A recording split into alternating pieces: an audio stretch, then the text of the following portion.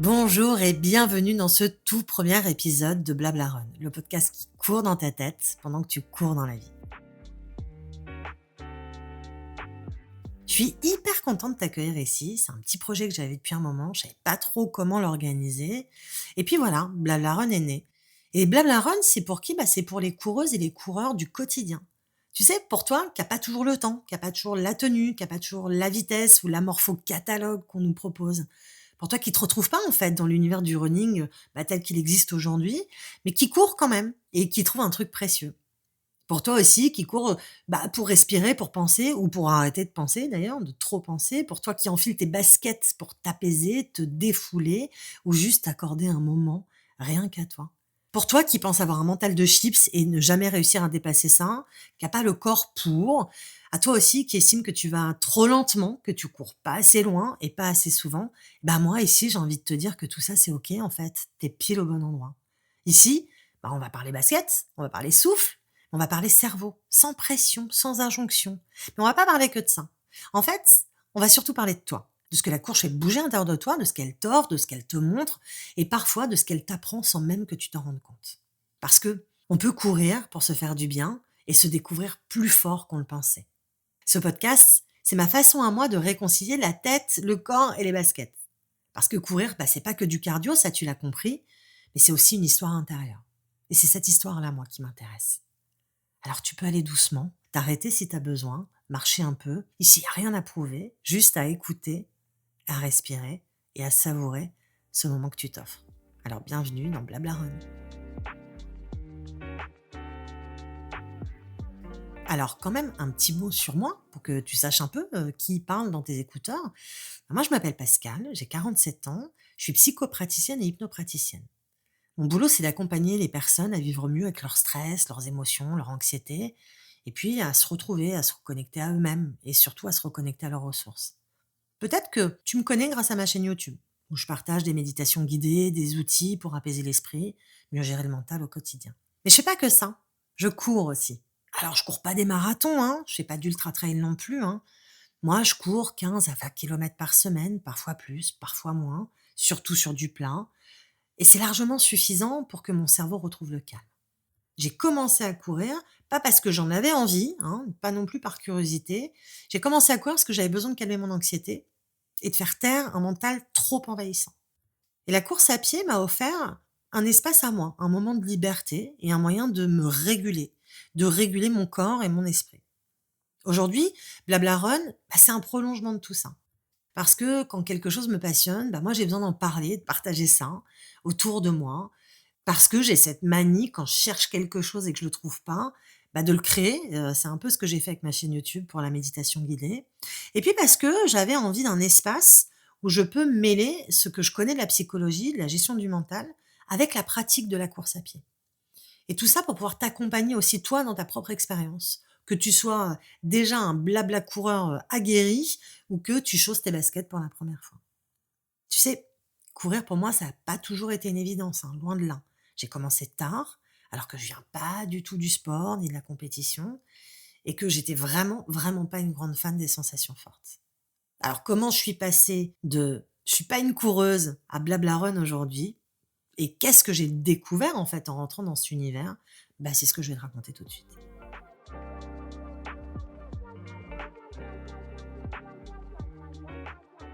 Je suis loin d'être une runneuse née et d'ailleurs, on pourrait se demander qui l'est vraiment, d'ailleurs. Moi, au lycée, j'étais plutôt du genre à sécher les cours de PS parce que c'était pas du tout mon truc. D'ailleurs, longtemps, j'ai dit: «Si tu me vois courir, cours aussi, c'est parce qu'il y a un danger, en fait, hein». C'était la seule chose qui pouvait me faire courir, c'est ça. Alors quand j'ai commencé à courir, encore une fois, c'était pas par envie, c'était pas par passion, c'était même pas par curiosité, c'était par nécessité, par désespoir presque. À ce moment-là, je traversais une période de ma vie qui était hyper difficile, très compliquée. Mon anxiété était au taquet. Mon mental était envahi par des pensées incessantes, des ruminations pourries, des scénarios catastrophes. J'avais des crises d'angoisse, des attaques de panique et, je l'ai découvert plus tard, un TDAH qui n'était pas du tout diagnostiqué. Et j'ai tout essayé et rien n'y faisait. Ni les médicaments, ni la thérapie, ni la méditation pourtant que je prône.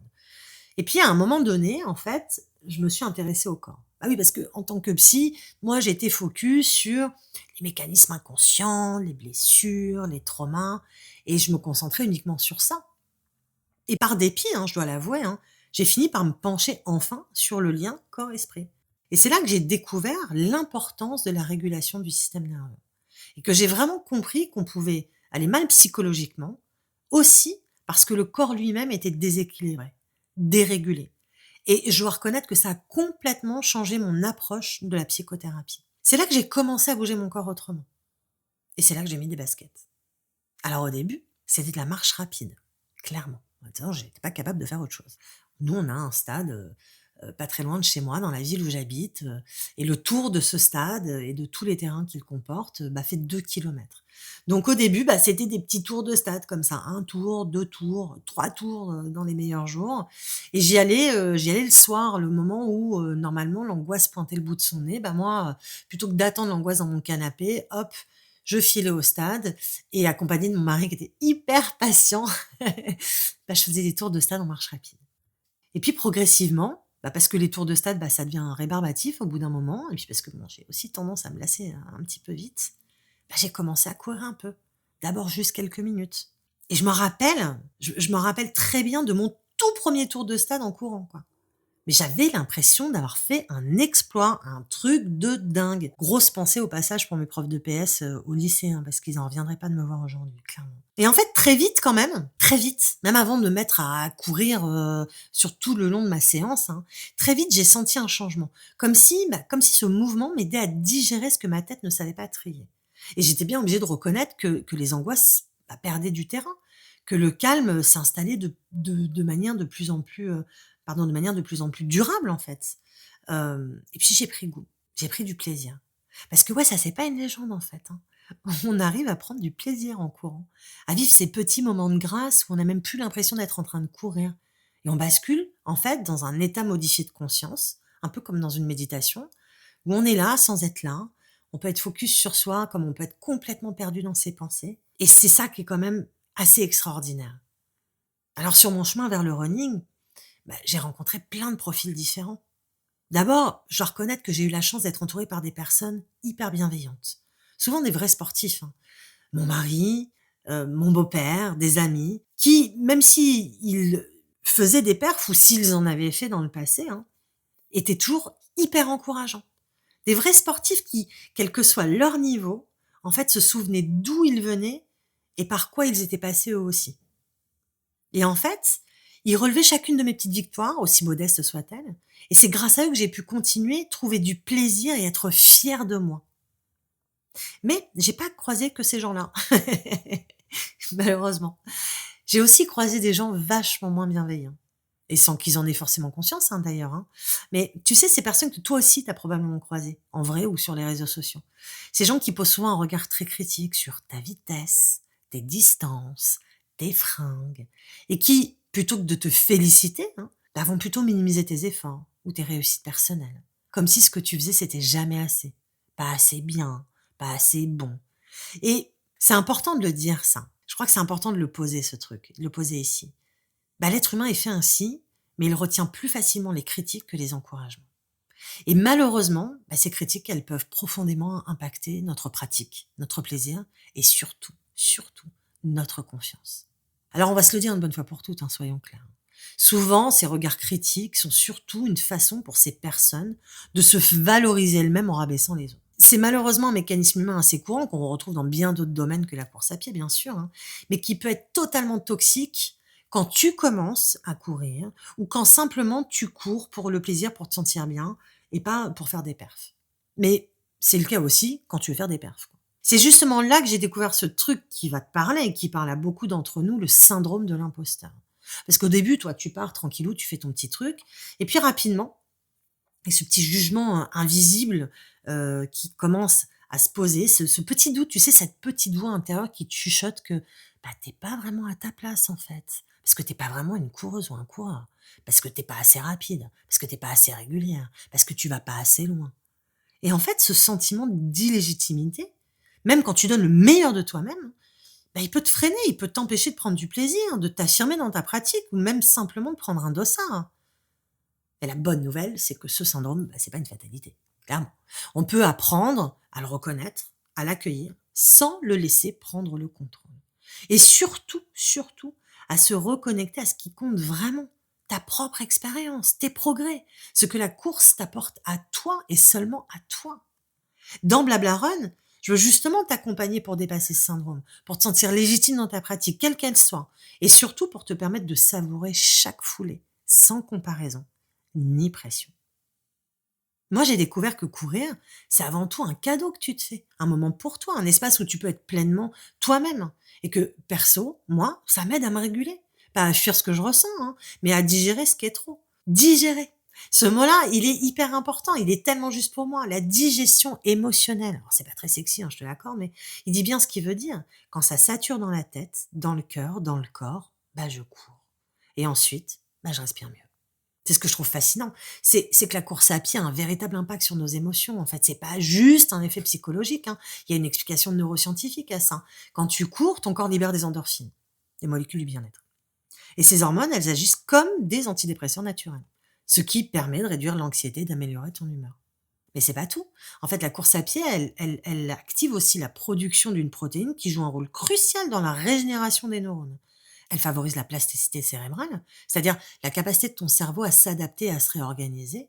Et ça a une influence directe sur notre réactivité émotionnelle et notre résilience face au stress. Quand tu cours, tu permets à ton cerveau de mieux gérer les émotions fortes.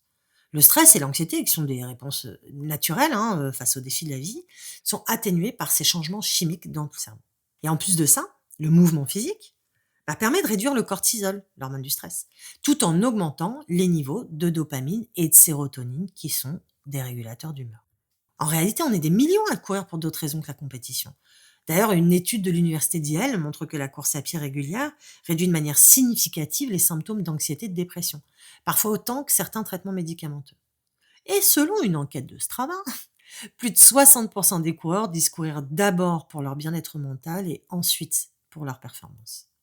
En résumé, courir, c'est bien plus que bouger. C'est une véritable réinitialisation de ton cerveau, une façon de remettre les pendules à l'heure et de se reconnecter à soi-même. Et c'est ce que moi j'appelle la digestion émotionnelle. C'est une manière active de vider son mental, de se décharger des pensées envahissantes et de se permettre de vivre pleinement l'instant présent. Alors, moi j'ai commencé à courir pour aller mieux, mais aujourd'hui je cours pour aller bien. Je pose un pied devant l'autre, je m'accorde une bulle où personne ne me parle, où j'ai pas à répondre, à réfléchir, et ces moments-là, ils sont sacrés en fait. Je cours pas tous les jours, mais je cours quand même le plus souvent possible. Parce que ce qui compte, en fait, c'est la régularité. D'abord pour créer une habitude, parce que tu sais que ton cerveau, il aime bien les habitudes. Et aussi, simplement, hein, j'ai envie de te dire, pour éviter d'en chier et pour pas se dégoûter. Et puis c'est vrai, ça devient addictif. Moi, j'ai des semaines à 3, 4 sorties, puis d'autres à une seule.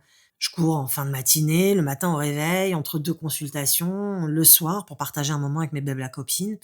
Et parfois, je cours, pour m'améliorer, pour faire en sorte que les prochains runs soient de plus en plus confortables. Parce qu'on va pas se mentir, même si au début on court pour se libérer la tête, on a vite fait de se prendre au jeu quand même, et c'est aussi toute une histoire de pas trop s'imposer de pression. Et puis j'ai appris à écouter mon corps. Il y a une grande sagesse, je trouve, à sortir de la logique du toujours plus, toujours mieux. Et la course à pied, elle m'a appris à respecter mes rythmes internes. Dans un monde, qui va vite, qui pousse à performer, finalement c'est presque un acte de rébellion, hein. C'est vrai que ça a été le plus dur pour moi. Au début, je savais pas trop si, quand j'avais pas envie de sortir, de partir, c'était parce que j'avais la flemme, parce que je suis quand même une grosse flemmarde, ou parce que c'était mon corps qui était fatigué. Et j'apprends encore à repérer quand il me dit: «Non, non, non, pas aujourd'hui», mais pour les bonnes raisons. Par exemple, quand je suis en SPM ou les premiers jours des règles. Là, je sais, j'ai compris, j'ai accepté que j'avais moins d'énergie à ce moment-là et qu'il fallait que je prenne soin de moi d'une autre manière. Et puis, j'ai aussi appris que, quand je me réveille avec de l'angoisse, alors que j'ai pas envie de bouger, que la seule envie que j'ai, c'est de me mettre au fond de mon lit, en boule, un petit run finalement, ça peut m'aider et ça m'aide. Seulement si j'y vais sans pression et avec beaucoup de bienveillance. En fait, courir m'a appris des choses essentielles, que j'ai pas besoin d'être au top pour faire du bien à mon corps et à ma tête, que j'ai pas besoin d'aller vite pour avancer et que je peux, en faire assez sans systématiquement être obligée, de faire le max. Et ce que j'aimerais ensemble, c'est qu'on inverse la logique, tu vois? C'est que on décide que le simple fait de mettre des baskets, c'est assez, que prendre soin de soi à sa manière, ça compte aussi. même si c'est pas spectaculaire et qu'on ne fait pas des RP sur Strava, tout le temps. Alors si tu te demandes toi aussi parfois si tu en fais assez, ben moi j'ai envie de te répondre oui. Oui, si tu le fais pour toi, si tu le fais parce que ça te fait du bien et oui, si tu sens que ça t'aide à te retrouver. Parce que le but, bah, c'est pas de courir plus, c'est pas de courir plus loin non plus, bah, c'est de te sentir mieux. Parce que chaque foulée que tu poses au sol, mais c'est un acte de soin en fait. Alors aujourd'hui, ce que je voudrais qu'on retienne, ce que j'ai envie de te souffler à l'oreille là, c'est que tu as le droit de te définir par ce que tu ressens quand tu cours et pas par ce que tu accomplis. Et je te le dis avec beaucoup de tendresse, tout est OK en fait. Même si tu fais juste un tour, même si tu t'arrêtes pour marcher, ben, il y a pas de bonne ou de mauvaise manière de courir. Il y en a une, c'est la tienne, celle qui respecte ton rythme, ton corps et tes besoins.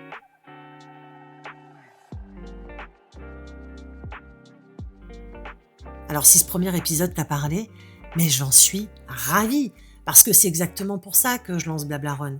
C'est pour qu'on ait un endroit où parler de la course autrement, pas en termes de chrono, de perf, de podium, mais aussi en termes de ressenti, d'équilibre intérieur, de santé mentale, de rapport au corps et à soi.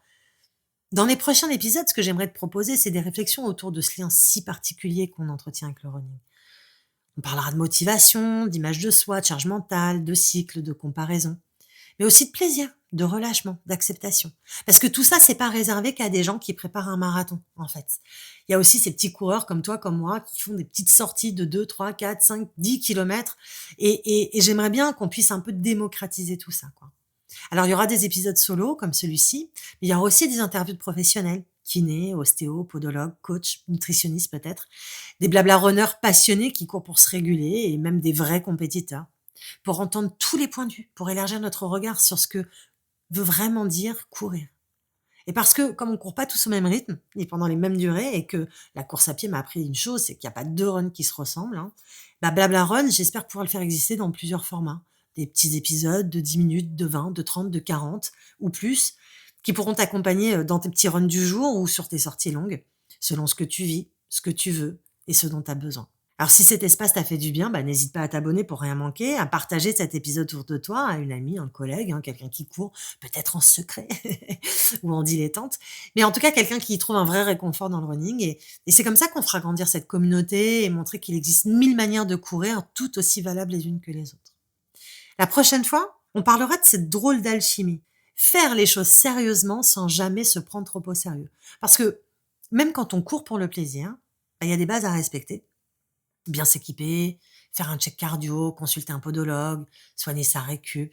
Enfin, en gros, ne pas faire n'importe quoi avec la bouffe, même à un petit niveau, quoi. Bref, l'idée, c'est de s'engager en ce processus avec soin, sans se crisper, de courir avec constance, mais sans rigidité, et de garder toujours, toujours un brin de légèreté et d'autodérision. Alors, on se retrouve très bientôt pour un prochain Blabla Run et surtout, bah, n'oublie pas de te remercier pour ce précieux moment que tu t'es accordé.